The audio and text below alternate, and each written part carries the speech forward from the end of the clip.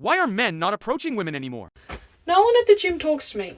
We like it when men act like men and approach us to have a conversation. Modern dating is a minefield, and guess what? Men aren't playing anymore because one wrong move and we're labeled a creep, a threat, or worse. Confidence didn't die. It got cautious. Like, subscribe, and drop a comment, unless you're just here to stare too. Let's dive in. This is my impression of an Australian guy who has a crush on a girl named Jessica. Welcome to modern dating. Women set the standards and men adapt it. The girl in the black, I think I'm in love with her. Go talk to her. No. You don't understand. When I first saw that video, the first thing that popped into my head was, I wonder how many men this has happened to, and they've just been too scared to talk to me. Women's messaging for the last decade until now is don't approach us. Men just listened. I think another reason why men should pay for dates, I mean, they always should, but here's just another one to add to the mix, is because they ruin fun. Like, men ruin fun. We don't have the option as women to agree to, like, 6-hour hiking dates or, like, drive-in movie theater that's an hour away and we're going to go watch this movie at 9 p.m. at night. I can't do that. I can't do that. Why? Look at all the girls that don't make it back from those dates. So they ruin fun. So now that you've ruined fun and mankind has ruined fun, I think you paying for the date and just being respectful, like, that is the bare minimum. So you want men to pay for dates as retribution for things that bad men, unrelated to him, did to women? Let's be clear.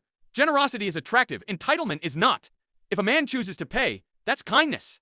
If he's expected to pay, to atone for sins he never committed, that's not a standard. It's a punishment.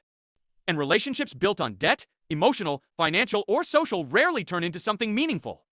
Want respect? Start with fairness. Want romance? Build it. Don't invoice it. Why are men not confident enough to walk up to women now? Say shout out to the guys who are confident enough to walk up to women. The masculinity on earth has diminished drastically that guys don't even come up to you anymore. They'll just stare at you from a distance. Most men are tired.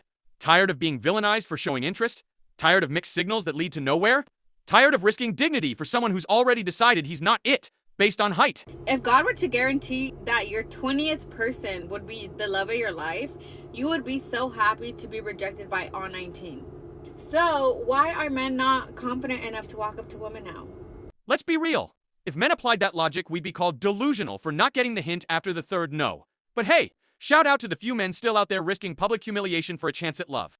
And shout out to the women who actually know how to receive it with grace. There are so many people out there that say, oh, it's so annoying when men approach us. It's so annoying that I get hit on all the time. Okay, here's the secret.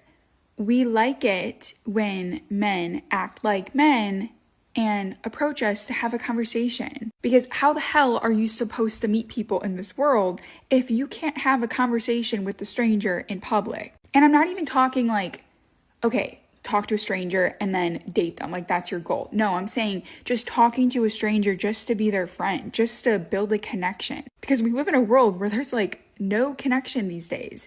We all go on our phones and social media to try to find connection, but we all feel very shallow and empty. So the secret is, we like it when men act like men. That is the most attractive thing. While that sounds refreshing, the problem isn't that men forgot how to approach. The problem is the world punished them for doing it. You say you want us to be bold, confident, and masculine, but turn on social media, and it's a war zone of videos shaming dudes for saying hi at the gym or making small talk at the coffee shop. Men didn't stop approaching because they lost interest. They stopped because they got tired of being labeled creepy, desperate, or doing too much for doing exactly what you say you miss. So what's the solution? You want connection? Mirror it. You want men to approach? Drop the attitude, not the standards. You want to feel the masculine presence? Make space for it to exist without being demonized. What's wrong with me? Be honest, guys. Do I have a sign on my back saying F off? No one at the gym talks to me. Even people no.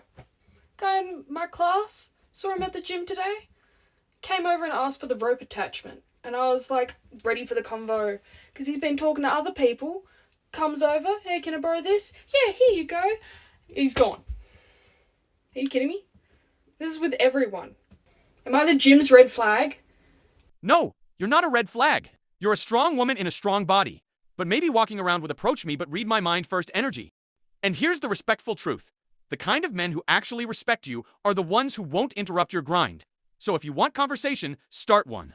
If you want connection, be clear, not just available. These are red flags to look for when you first meet a guy. If he barely has any exes or he's been single for years, a man that has stayed single for a really long time or barely has any ex-girlfriends is a man that enjoys wasting a lot of different women's time. Just remember that the biggest F-boys will make sure that they don't make it official with anyone so that there is no one to talk to verify. Or, and hear me out, maybe he's focused.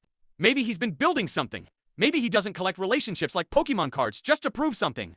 A man who's been single might actually have standards. Shocking, I know. What are his friends like? Do they like to party? Do they like to pick up girls? Are they the type to cheat on their girlfriends? What is the vibe that you get from his friends? If his friends are F-boys, there's a 100% chance that he is too. Because listen, you are who you hang out with. That's rich. So by that logic, if you hang out with bitter man-hating girlfriends who constantly post astrology memes and call every guy toxic, what does that make you? You want honesty? Then be ready for it to go both ways. Because sometimes the biggest red flag isn't the guy, it's the mindset that every man is guilty until proven innocent. When someone tells me that they're interested in me and I should just give them a chance, I genuinely ask them, what are you going to give me that I already don't give myself? I have an extensive routine, okay? I wake up at 4:30, I read for an hour, then I go to the gym for an hour. Then I get ready to go to my full-time job. While I'm getting ready, I make myself breakfast. Then I pack my lunch, which I have already meal prepped for myself for the full week.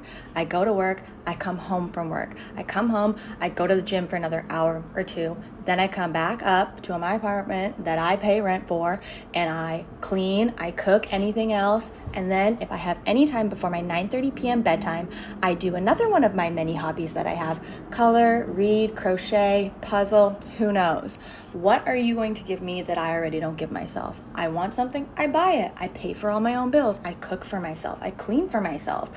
What are you going to give me that I already don't give myself? Because my time is fully booked. Let's flip that. What are you ready to receive that's not on your checklist? Because love, peace, masculine leadership, emotional safety, that's not something you can schedule between meal prep and bedtime. And here's the truth. Men aren't auditioning for your calendar. They're looking for partnership, not a performance review. So while you're busy proving you don't need anyone, don't be surprised if the ones who could actually give you more than a checklist stop offering. You've mastered self-sufficiency. Cool, but don't confuse that with relational value, because being a whole person is the minimum, not the flex. The secret to finding a good man is to hate men. And I know you guys are going to say, oh my God, how does that make any sense? When you hate men, you don't make excuses for them or their behavior.